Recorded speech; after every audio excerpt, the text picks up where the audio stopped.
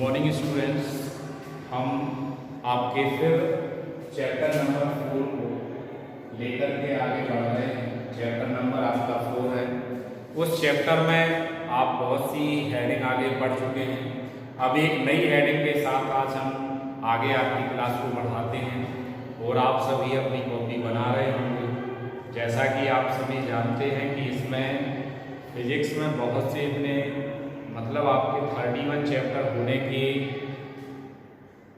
करवाना पड़ता है और उसकी थ्योरी साथ में आपके प्रश्न, इसलिए आपको नोट्स बनाते जाएं क्योंकि 31 चैप्टर आपको भी लर्न करना पड़ेगा।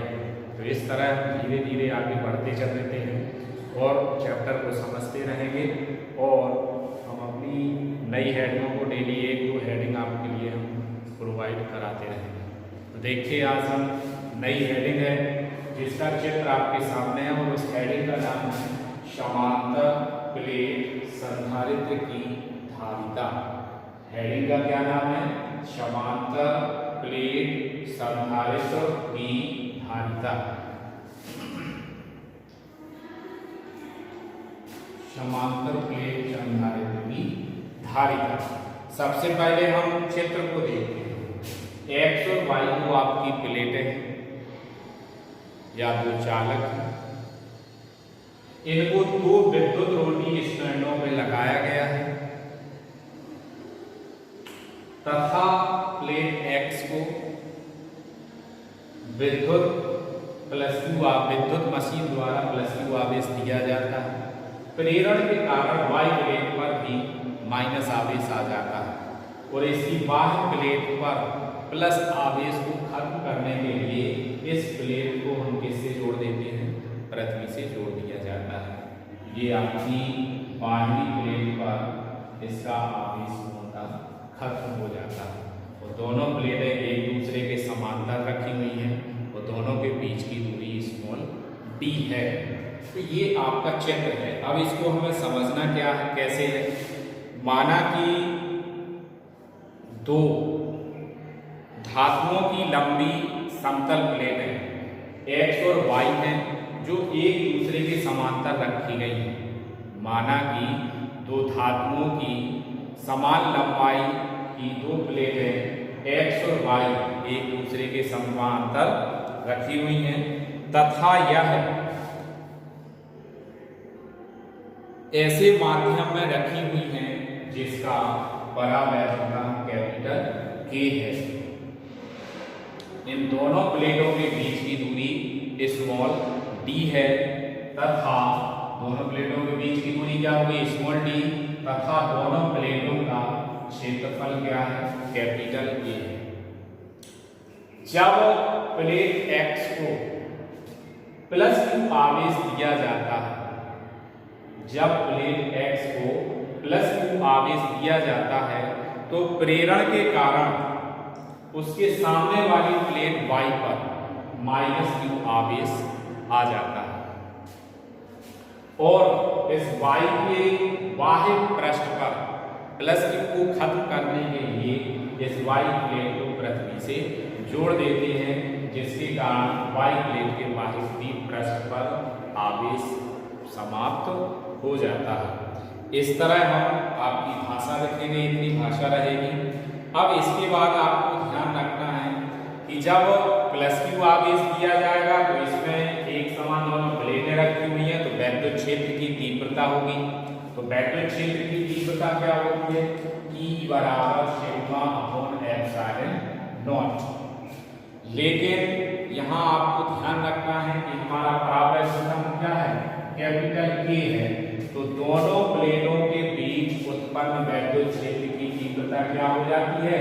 E = σ/ε0।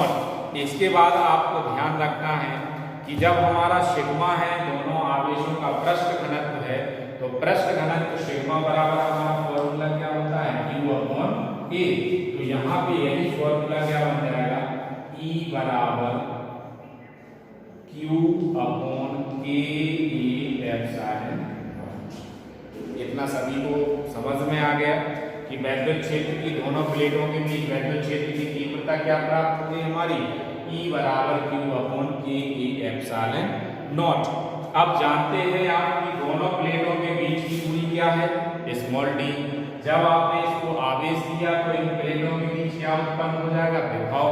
तो यदि दोनों प्लेटों के बीच भी विभवांतर हो तब वैद्युत क्षेत्र की तीव्रता E बराबर सूत्र क्या हो जाएगा आपका, V अपॉन V। समझ में आ गया कि नहीं?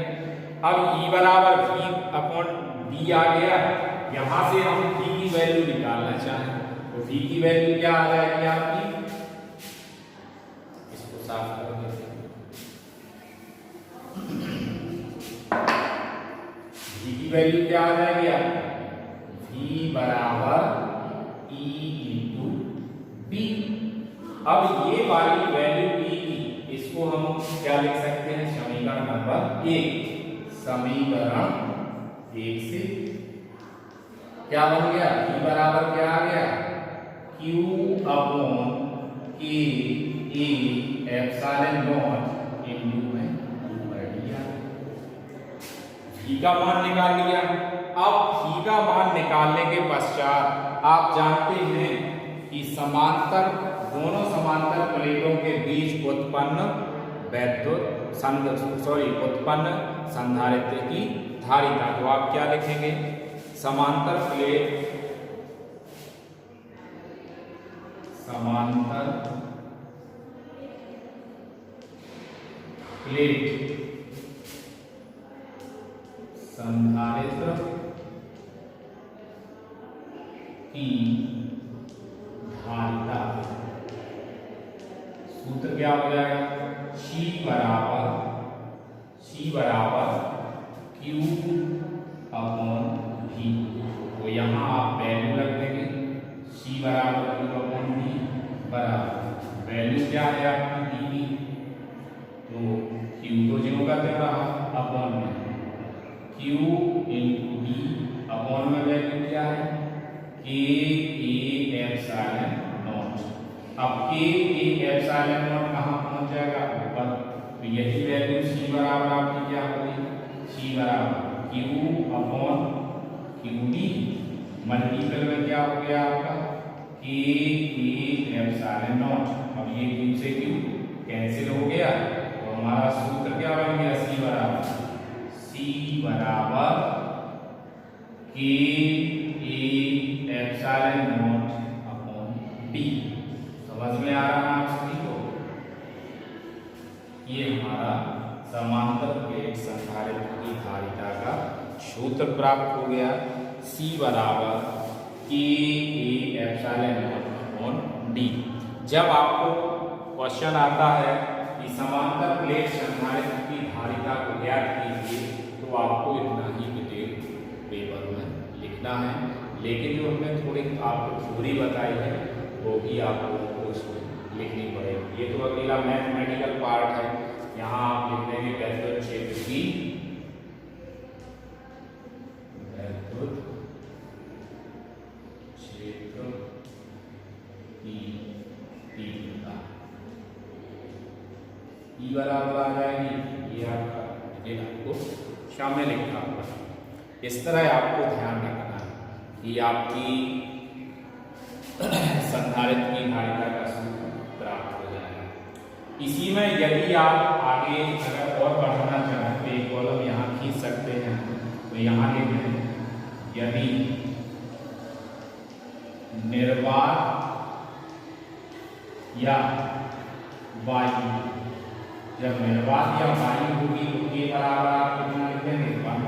यही फॉर्मूला क्या बन गया, C0 बराबर E एप्सिलॉन नॉट अपॉन में, ये सूत्र और बन जाएगा। अब इन दोनों का अगर आप कंपैरिजन करते हैं तो इन दोनों का, इसको समीकरण नंबर 2 दे दें तो इसको समीकरण नंबर 3। तो यहाँ आप आगे हम लिख सकते हैं, यहाँ समीकरण 2 व 3 से, समीकरण 2 व 3 से आपका क्या हो जाएगा, देखिए C बराबर, तो इसकी जगह पे हम क्या लिख सकते हैं, E एप्सिलॉन नॉट अपॉन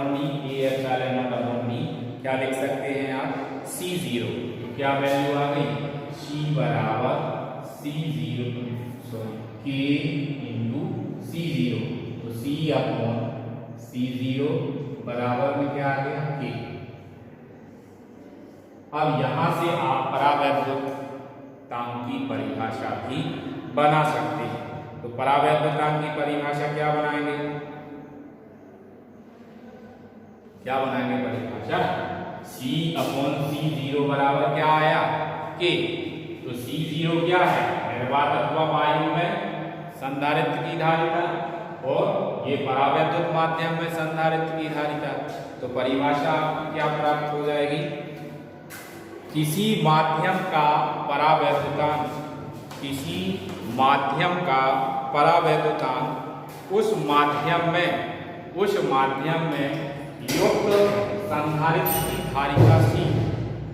युक्त संधारित्र की धारिता C तथा निर्वात अथवा वायु में संधारित्र की धारिता C0 के अनुपात को परावैद्युत माध्यम का परावैद्युतांक कहते हैं। तो पीछे के चैप्टरों में भी आप ये परावैद्युत माध्यम के परावैद्युतांक की परिभाषा पढ़ चुके हैं। अगर आपको यहाँ से भी लगता है कि आप ये परिभाषा यहाँ से भी आप समझा सकते हैं या उसको पेपर में समझ करके लिख सकते हैं, तो यहाँ से भी आप इसकी परिभाषा दे सकते हैं। आज के लिए अभी हम इतना ही रहने देते हैं, क्योंकि आपका फिर वीडियो बड़ा हो जाएगा, इसलिए आप इसको ही 2 बार देखिए और समझिए और अपनी कॉपी में नोट कीजिए। थैंक यू, धन्यवाद।